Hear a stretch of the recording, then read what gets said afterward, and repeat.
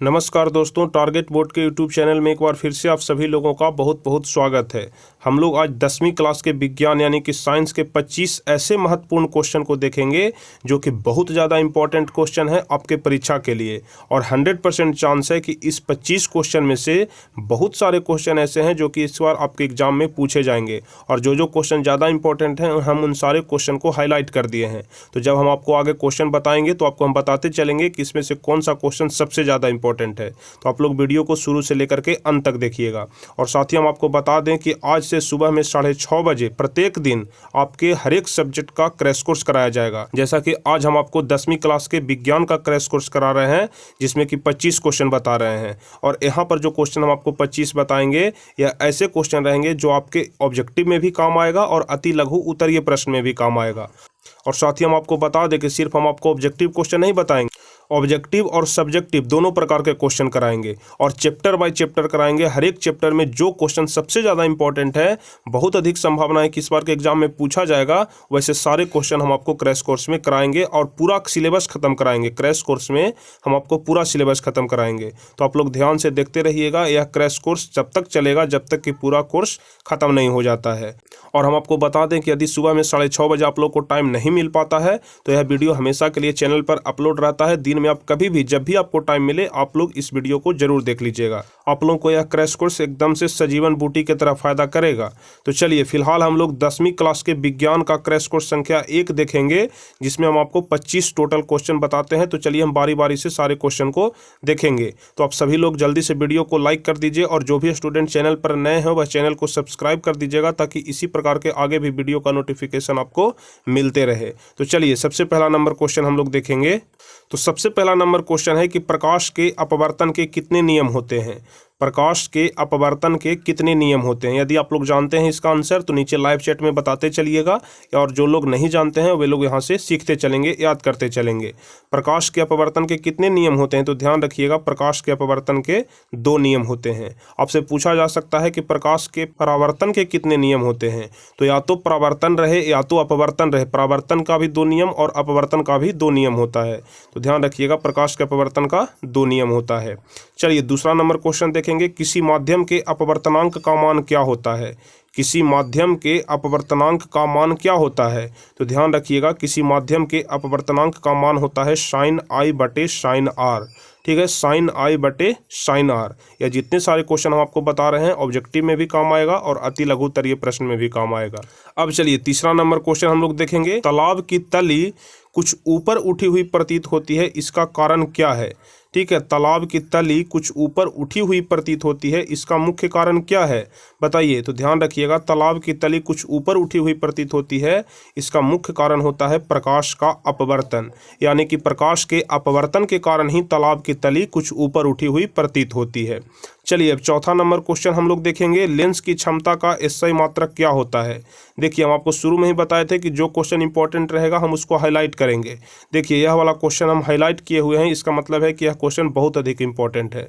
ठीक है, तो इस क्वेश्चन को आप लोग थोड़ा ध्यान से याद कर लीजिएगा। लेंस की क्षमता का एसआई मात्रक क्या होता है तो लेंस की क्षमता का एसआई मात्रक डायऑप्टर होता है। ठीक है, लेंस की क्षमता का एसआई मात्रक क्या होता है, डायऑप्टर होता है, ध्यान रखिएगा। चलिए पांचवा नंबर क्वेश्चन हम लोग देखेंगे। क्रांतिक कोण सघन माध्यम में वह आपतन कोण है जिसके संगत विरल माध्यम में अपवर्तन कोण होता है। ठीक है, क्रांतिक कोण सघन माध्यम में वह आपतन कोण है जिसके संगत विरल माध्यम में अपवर्तन कोण कहलाते हैं। तो बताइए कोण का मान कितना होता है तो कोण का मान होता है 90 डिग्री। ठीक है, कोण का मान कितना होता है क्रांतिक कोण का 90 डिग्री यानी कि 90 डिग्री।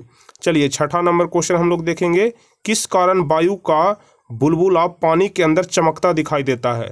आप लोग पतले पाइप से मुंह में लगा करके यदि पानी के अंदर फूंकते होंगे तो देखते होंगे कि बुलबुला निकलता है और वह बुलबुला चमकता है। तो बताइए वह बुलबुला क्यों चमकता है, इसका मुख्य कारण क्या है कि पानी के अंदर बुलबुला चमकने लगता है। तो इसका मुख्य कारण है कि पूर्ण आंतरिक परावर्तन होता है और पूर्ण आंतरिक परावर्तन के कारण ही वायु का बुलबुला पानी के अंदर चमकता दिखाई पड़ता है। तो छठा का आंसर आप लोग ध्यान रखिएगा। अब सातवां नंबर क्वेश्चन हम लोग देखेंगे कि किसी बिंब का वास्तविक प्रतिबिंब समान आकार की प्राप्ति हेतु बिंब को उत्तल लेंस के सामने कहां पर रखा जाता है। क्वेश्चन थोड़ा घुमा करके पूछा गया है, सीधे सीधे आप क्वेश्चन को समझिए। उत्तल लेंस के सामने हम लोग किसी वस्तु को कहां पर रखेंगे कि वस्तु की लंबाई यानी कि वस्तु का आकार और प्रतिबिंब का आकार दोनों एक समान होगा। तो बताइए उत्तल लेंस के सामने हम लोग किसी वस्तु को कहाँ पर रखेंगे? तो आप लोग ध्यान रखिएगा, उत्तल लेंस के सामने यदि हम लोग किसी वस्तु को वक्रता केंद्र पर रखते हैं तो वस्तु का आकार और प्रतिबिंब का आकार दोनों एक समान होता है। तो उत्तल लेंस के सामने हम लोग कहाँ पर रखेंगे? तो वक्रता केंद्र पर रखेंगे। चलिए अब 8वां नंबर क्वेश्चन है, उत्तल लेंस को कहते हैं, ठीक है, 8वां नंबर क्वेश्चन कह रहा है उत्तल लेंस को क्या कहते हैं? तो ध्यान रखिएगा, उत्तल लेंस को अभिसारी लेंस कहते हैं। अपसारी और अभिसारी दोनों में कंफ्यूज नहीं होना है। उत्तल को अभिसारी कहते हैं और अवतल लेंस को, जो कि 9वां नंबर क्वेश्चन है, यहाँ पर देखिए 9वां नंबर क्वेश्चन है कि अवतल लेंस को क्या कहते हैं? तो अवतल लेंस को अपसारी लेंस कहते हैं, ठीक है, अवतल लेंस को अपसारी कहते हैं और उत्तल को अभिसारी कहते हैं, ध्यान रखिएगा। चलिए अब 10वां नंबर क्वेश्चन देखेंगे, उत्तल लेंस की क्षमता होती है। देखिए 10वां नंबर क्वेश्चन हाईलाइट किया हुआ है, यानी कि यह VVI क्वेश्चन है, बहुत अधिक इंपॉर्टेंट क्वेश्चन है। उत्तल लेंस की क्षमता क्या होती है बताइए? ऋणात्मक होती है कि धनात्मक होती है? तो 10 का आंसर आप लोग ध्यान रखिएगा कि उत्तल लेंस की क्षमता हमेशा धनात्मक होता है, ठीक है, उत्तल लेंस की क्षमता हमेशा धनात्मक होता है। 10 का क्या आंसर होगा? उत्तल लेंस की धनात्मक क्षमता होता है। और यदि अवतल लेंस की क्षमता पूछा जाए, जो कि 11 नंबर क्वेश्चन में है और यह क्वेश्चन भी हाईलाइट किया हुआ है, अवतल लेंस की क्षमता क्या होता है? तो अवतल लेंस की क्षमता ऋणात्मक होता है, यानी कि निगेटिव होता है। तो उत्तल लेंस की क्षमता आप लोग ध्यान रखिएगा पॉजिटिव होता है, धनात्मक होता है, और अवतल लेंस की क्षमता ऋणात्मक होता है, निगेटिव होता है। चलिए अब क्वेश्चन पूछ रहा है कि उत्तल लेंस की फोकस दूरी क्या होता है? उत्तल लेंस की फोकस दूरी क्या होता है? धनात्मक होता है कि ऋणात्मक होता है? तो हम आपको ऊपर में अभी बताए कि उत्तल लेंस की क्षमता धनात्मक होता है, और फोकस दूरी के बारे में भी याद रखिएगा कि उत्तल लेंस की फोकस दूरी भी धनात्मक होता है, ठीक है। तो यहाँ से आप लोग ध्यान रखिएगा कि उत्तल लेंस की क्षमता हो या फिर उत्तल लेंस की फोकस दूरी हो, दोनों धनात्मक होता है। चलिए अब 13 नंबर क्वेश्चन देखेंगे, जब प्रकाश विरल माध्यम से सघन माध्यम में प्रवेश करता है तो क्या होता है? जब प्रकाश विरल माध्यम से सघन माध्यम में प्रवेश करता है तो अविलंब से सट जाता है कि अविलंब से दूर हट जाता है? तो ध्यान रखिएगा वह अविलंब से दूर हट जाता है। देखिए अभी हम आपको ऊपर में क्वेश्चन बता रहे थे कि उत्तल लेंस की फोकस दूरी धनात्मक होता है कि ऋणात्मक होता है। इसमें आप लोग ध्यान रखिएगा यह वाला जो क्वेश्चन है, या फिर इसके ऊपर में बताया कि उत्तल लेंस की क्षमता क्या होता है, दोनों क्वेश्चन न्यूमेरिकल में भी बहुत ज़्यादा काम आएगा, क्योंकि न्यूमेरिकल में हमेशा वैल्यू पूछता है कि उत्तल लेंस का वैल्यू दे दिया। तो अगर आपको पता नहीं रहेगा कि उत्तल लेंस का वैल्यू निगेटिव होता है कि पॉजिटिव होता है, उत्तल लेंस का फोकस दूरी दे दिया, तो आपको पता नहीं रहेगा कि उत्तल लेंस की फोकस दूरी निगेटिव होता है कि पॉजिटिव होता है, तो आपका सही आंसर नहीं होगा, क्वेश्चन सॉल्व नहीं होगा। इसलिए आपको यह चीज़ याद रखना बहुत अधिक जरूरी है। चलिए 13 नंबर क्वेश्चन बता दिए। अब 14 नंबर क्वेश्चन हम लोग देखेंगे, ऑप्टिकल फाइबर किस सिद्धांत पर कार्य करता है? बहुत अधिक इंपॉर्टेंट क्वेश्चन है क्योंकि यह हाईलाइट किया हुआ है। ऑप्टिकल फाइबर किस सिद्धांत पर कार्य करता है? तो ध्यान रखिएगा ऑप्टिकल फाइबर पूर्ण आंतरिक परिवर्तन के सिद्धांत पर कार्य करता है, ठीक है। ऑप्टिकल फाइबर पूर्ण आंतरिक परावर्तन के सिद्धांत पर कार्य करता है। चलिए 15 नंबर क्वेश्चन हम लोग देखेंगे कि हीरा का क्रांतिक कोण कितना होता है? हीरा का क्रांतिक कोण कितना होता है? तो ध्यान रखिएगा हीरा का क्रांतिक कोण 24.5 डिग्री होता है। हीरा का क्रांतिक कोण कितना होता है? 24.5 डिग्री। चलिए 16 नंबर क्वेश्चन देखेंगे, कांच से हवा में जाते हुए प्रकाश किरण का क्रांतिक कोण किस रंग के लिए न्यूनतम होता है? कांच से यदि प्रकाश की किरण हवा में जा रहा है तो कौन से रंग के लिए क्रांतिक कोण न्यूनतम होता है? तो आप लोग ध्यान रखिएगा बैगनी रंग के लिए क्रांतिक कोण न्यूनतम होता है। कंडीशन क्या है कि जब प्रकाश की किरण कांच से हवा में जा रहा है, जब कांच से हवा में जा रहा है तो क्रांतिक कोण सबसे न्यूनतम होता है बैगनी रंग के लिए। चलिए अब 17 नंबर क्वेश्चन देखेंगे, तरंगदैर्घ्य के बढ़ने के साथ अपवर्तनांक का मान क्या होता है? तरंगदैर्घ्य के बढ़ने के साथ अपवर्तनांक का मान घटता है कि बढ़ता है? तो ध्यान रखिएगा अपवर्तनांक का मान घटता है। यदि तरंगदैर्घ्य बढ़ता है तो अपवर्तनांक का मान घटता है, ध्यान रखिएगा। चलिए अब 18 नंबर क्वेश्चन देखेंगे। 18 नंबर क्वेश्चन कह रहा है कि किसी वस्तु का मनुष्य की आंख के रेटिना पर बना प्रतिबिंब कैसा होता है? कहने का मतलब हुआ कि किसी वस्तु के आंख पर जो प्रतिबिंब बनता है किसी वस्तु का वह कैसा होता है? तो ध्यान रखिएगा वह वास्तविक एवं उल्टा होता है। तो अब कहिएगा कि सर सीधा कैसे दिखाई पड़ता है जब उल्टा होता है? तो यहाँ पर यह नहीं पूछ रहा है कि कैसा दिखाई पड़ता है, यहाँ पर पूछ रहा है कि प्रतिबिंब कैसा बनता है। तो प्रतिबिंब वास्तविक बनता है लेकिन उल्टा बनता है। यदि आपसे पूछा जाता है कि मनुष्य के आँख में कौन सा लेंस लगा होता है, तो आप लोग को बताना है कि मनुष्य के आँख में उत्तल लेंस लगा होता है। ठीक है, मनुष्य के आँख में कौन सा लेंस लगा होता है, तो उत्तल लेंस लगा होता है। चलिए 19वां नंबर क्वेश्चन हम लोग देखेंगे।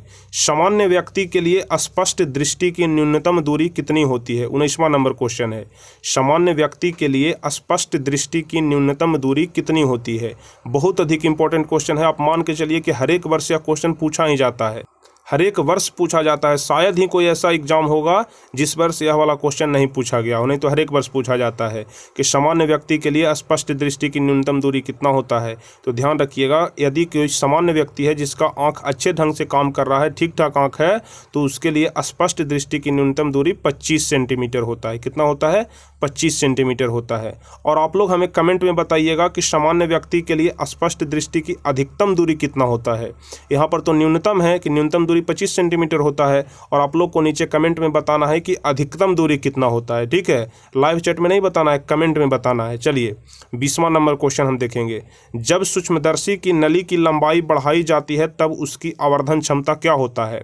जब कोई सूक्ष्मदर्शी है, माइक्रोस्कोप है, उसकी नली की लंबाई यदि हम लोग बढ़ाएंगे तो उसकी आवर्धन क्षमता भी बढ़ेगा कि घटेगा? देखिए, उसकी नली की लंबाई बढ़ा रहे हैं तो उसकी आवर्धन क्षमता क्या होगा? तो उसकी आवर्धन क्षमता घटने लगता है। जब कोई सूक्ष्मदर्शी की नली की लंबाई बढ़ाएंगे तो उसकी आवर्धन क्षमता घटता है। चलिए 21 नंबर क्वेश्चन हम लोग देखेंगे। संयुक्त सूक्ष्मदर्शी द्वारा बनाया गया अंतिम प्रतिबिंब कैसा होता है? संयुक्त सूक्ष्मदर्शी द्वारा, संयुक्त माइक्रोस्कोप द्वारा बनाया गया अंतिम प्रतिबिंब कैसा होता है? तो ध्यान रखिएगा, संयुक्त सूक्ष्मदर्शी द्वारा बनाया गया अंतिम प्रतिबिंब, अंतिम जो प्रतिबिंब होता है वह काल्पनिक तथा उल्टा होता है। ठीक है, कैसा होता है? काल्पनिक तथा उल्टा होता है। चलिए 22 नंबर क्वेश्चन हम लोग देखेंगे। द्विअवतल लेंस को कहा जाता है। ठीक है, द्विअवतल लेंस को क्या कहा जाता है? तो बताइए, द्विअवतल लेंस को क्या कहते हैं? तो द्विअवतल लेंस को अपसारी लेंस कहते हैं। ठीक है, द्विअवतल लेंस को क्या कहते हैं? अपसारी लेंस कहते हैं, ध्यान रखिएगा।